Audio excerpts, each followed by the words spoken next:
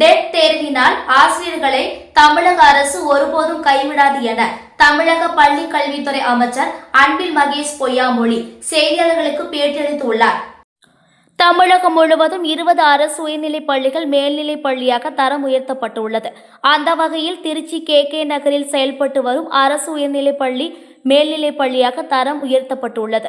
இப்பள்ளியை அமைச்சர் அன்பில் மகேஷ் பொய்யாமொழி திறந்து வைத்து இன்று பள்ளியில் சேரும் மாணவர்களை வரவேற்று அவர்களுக்கு புத்தகம் பேனாக்களை வழங்கினார். இந்நிகழ்வில் கிழக்கு சட்டமன்ற உறுப்பினர் இனிகோ இருதயராஜ், மண்டல தலைவர் மதிவாணன், மாமன்ற உறுப்பினர்கள் மலர்விழி ராஜேந்திரன், பொற்கொடி, பள்ளி தலைமை ஆசிரியை எலிசபெத் ராணி மற்றும் ஆசிரியர்கள், பெற்றோர்கள், பள்ளி மாணவர்கள் பங்கேற்றனர். தொடர்ந்து பள்ளி கல்வித்துறை அமைச்சர் அன்பில் மகேஷ் பொய்யாமொழி செய்தியாளர்களுக்கு அளித்த பேட்டியில், தற்போது பணியில் உள்ள ஆசிரியர்கள் டெட் எனப்படும் ஆசிரியர் தகுதி தேர்வு எழுதி கட்டாயம் தேர்ச்சி பெற வேண்டும் என நீதிமன்றம் தெரிவித்துள்ளது. நீதிமன்றத்தின் தீர்ப்பின்படி விவரம் முழுமையாக கிடைத்ததுடன் அது குறித்து சட்ட வல்லுநர்களுடன் கலந்து ஆலோசிக்கப்பட்டு பின்னர் இது குறித்து மேல்முறையீடு செய்யப்படும்.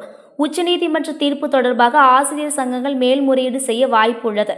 எக்காரணத்தை கொண்டும் தமிழக அரசு ஆசிரியர்களை கைவிடாது என தெரிவித்தார்.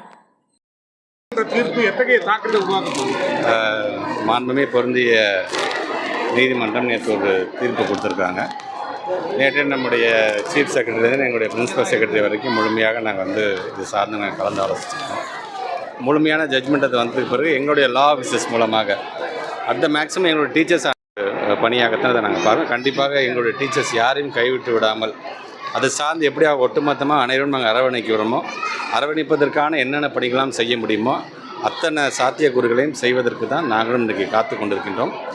எப்படியுமே இந்த ஒவ்வொரு டீச்சர்ஸ் சார்ந்திருக்கின்ற சங்கங்களும் எப்படியும் ஒரு ரிவ்யூ போவாங்க. எப்படியும் இருந்தாலும் அரசாங்கத்தின் சார்பாக நம்முடைய டீச்சர்ஸுக்கு நான் சொல்லக்கூடிய ஒன்று தான், யாரும் கவலைப்பட வேண்டாம், உங்களை அரசாங்கம் என்றைக்குமே கைவிடாது என்பதை நான் தெரிவிக்கிறேன்.